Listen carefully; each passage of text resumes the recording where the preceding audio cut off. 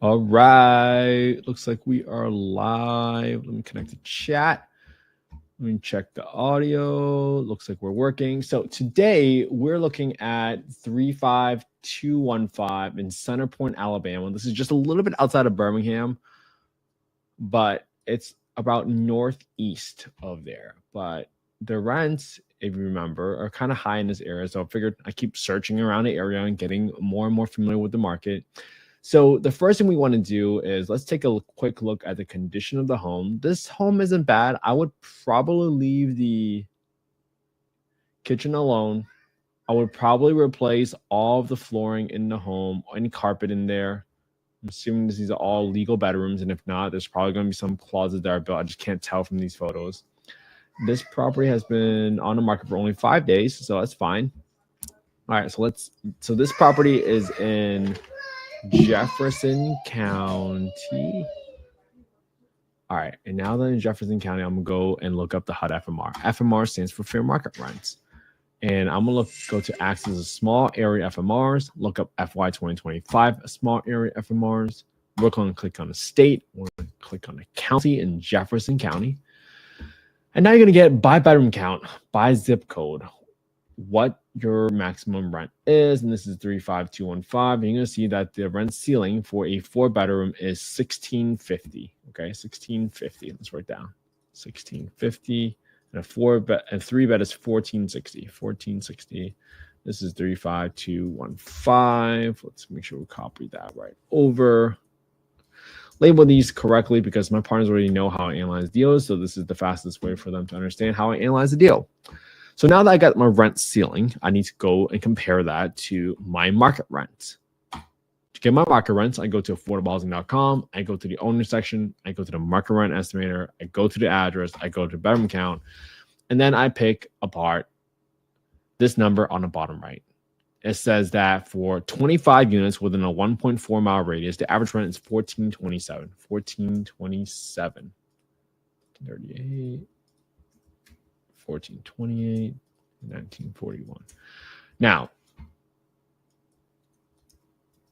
this number is the most important because I'm comparing it against the rent ceiling. Now, this rent ceiling of $1,650 typically includes utilities. So you don't provide utilities, you got to back it out. So that's why you have to use more reasonable rent. In this current scenario, I'm using $1,427, and that's really because of the rent reasonableness test. And the rent reasonableness test, let me pull up. This is the Housing Choice Voucher Program Guidebook.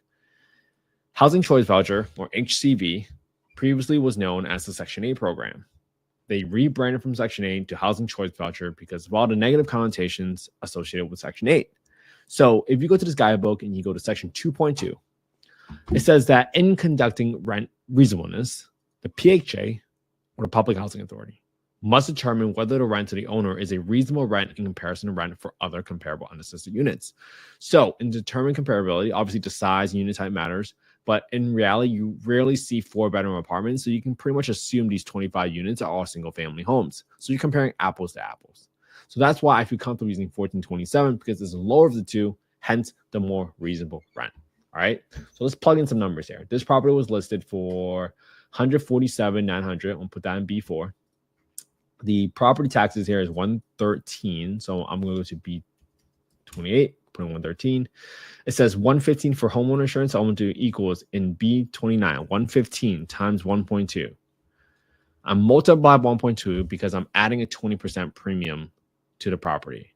And I'm doing that specifically because, well, typically that insurance estimate is probably for a primary residence property.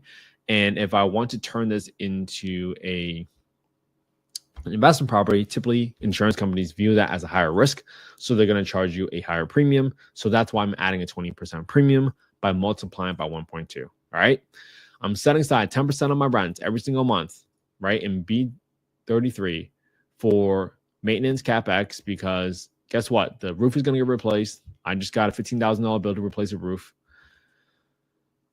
in Scottsdale. I just spent $3,500 replacing the parts in the AC. So all these things need to get replaced. So if you don't set aside this money every single month, because that money doesn't belong to you, okay?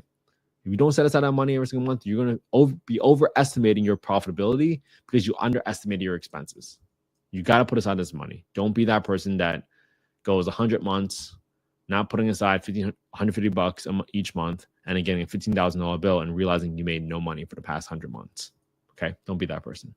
All right, I got 10% for property management. I got 5% for vacancy. This all adds up to those expenses. And now in F19, I'm going to do 25% for my down payment, and E19, I'm going to equals my B4, which is my asking price, times my down payment percentage in F19.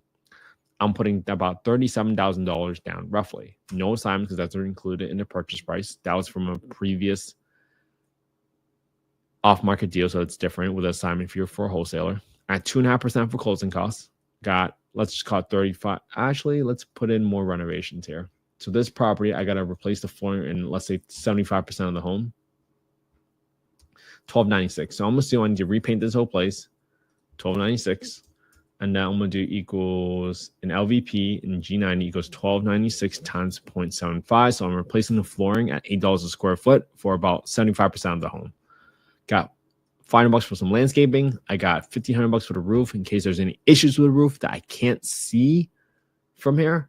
So from just the photos. So that's my total rehab, and my rehab in a B6 is going to equals to my rehab calculators cell J224.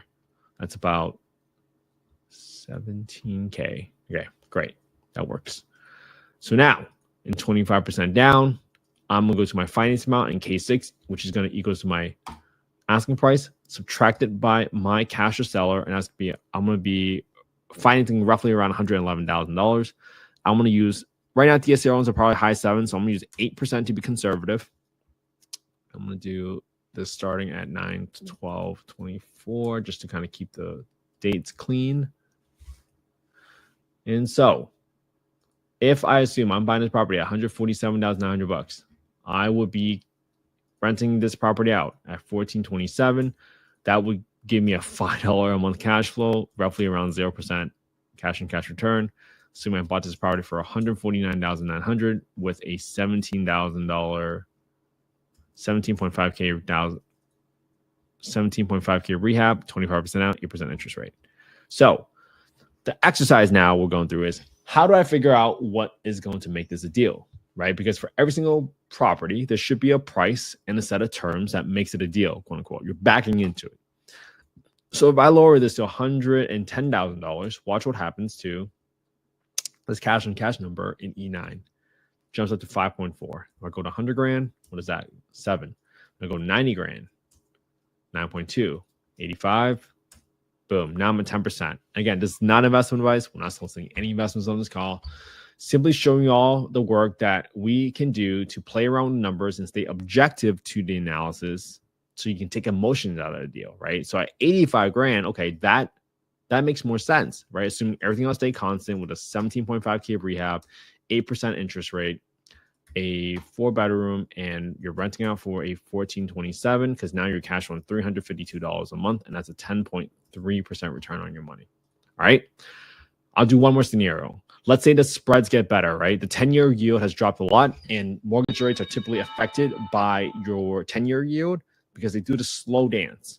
All right. Not because of what the Federal Reserve is doing, but if they hint at more rate cuts, then chances are the spread gets smaller and the 10-year yield drops further, and that's how you get more advantageous interest rates. I would say right now it has made significant progress already in the DSCR rate. So don't wait too long. Again, not investment advice. So if I drop this price 7%, watch what happened.